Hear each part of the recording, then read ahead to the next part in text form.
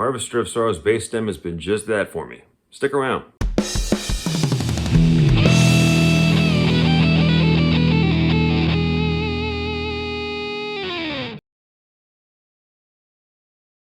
As you may have noticed, I'm not pumping out a song in an episode every single week like I used to.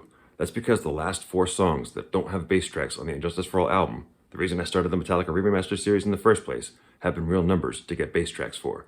That's because friend of this channel Ian Rushforth and I are using the rough mixes and track separation software to extract them. Now you may recall I used the KJ stem a few months back for the Harvester of Sorrow Re-Remastered EP, but this is a whole new stem with a ton of work put into it by Ian, and it's multiple stems stitched together so that you can get the best of all stems with frequencies boosted to bring out the maximum Jason fills.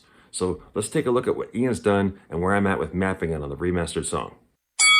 The main event. Written by James Hetfield and Lars Ulrich, Harvester of Sorrow is the 6th song on Metallica's 4th album, Injustice for All, and it is a live show staple to this day. So this is the stem I got from Ian for Harvester of Sorrow. I had to construct an ending and a beginning because it fades out on the rough mix and it doesn't pick up what Jason plays on the introduction either. So both of those, like the KJ stem, had to be taken from other places in the song. Just like the KJ stem, which you can see is a much thicker stem. I forget what I did, but it was a lot more compressed. But I also had to rob from the first verse and first pre-chorus and chorus to fill the gaps in the second chorus and second verse and so on and so forth. Ian actually took multiple stems and found those things and captured them all and kind of blended them all together and used frequency boosts to bring out a lot of the fills. And this is what that looks like. But you can see it's a lot rawer. It has much higher transients and much lower quiet spots. So to combat that, I have Jason of Sorrow here, an effects chain comprised of 4 bass rider plugins, suppressing the bass at -24 up here, -6 right there, and then +6 makeup gain times 4 compressors. And that basically took all the loud parts and made them quieter, and all the quiet parts and made them louder. So you get more of an even keel of a bass track. And then I have this one, Harvester of Jason, which is 2 of these equalizers, basically making the tone emulate the bass tracks that we have from the Guitar Hero leaked bass tracks. Alright, now that the specs and stats are out of the way, let's let this thing rip.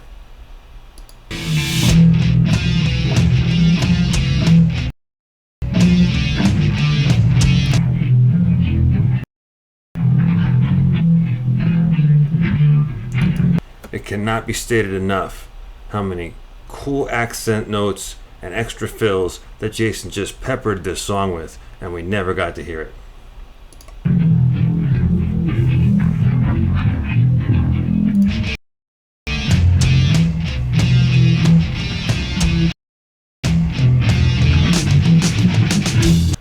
But you're going to get to hear all of it. Bass only, de-remastered, automated, not automated, it's all coming. I would say I'm 95% done with this bass track, but the 5% task I have left is pretty time consuming. I'm going to automate down all the noise that was created by the software in between the stops, and I'll show you what I'm talking about. Right there.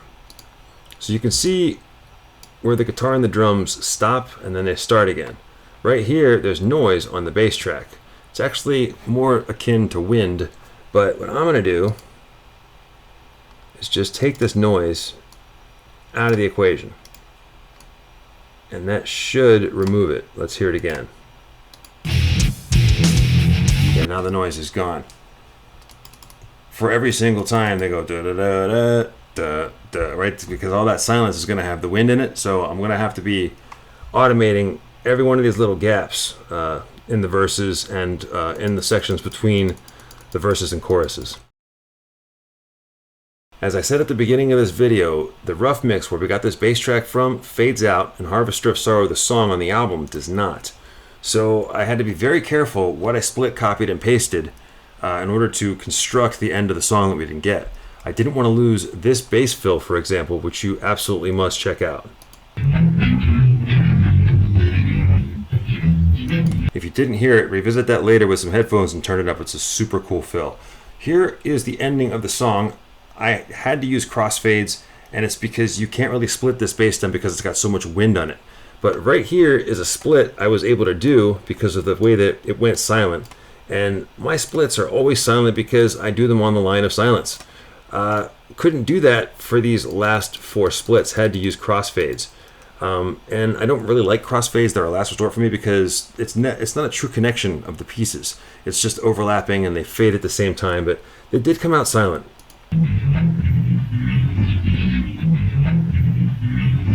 Or as silent as it gets, and here's the ending of the song.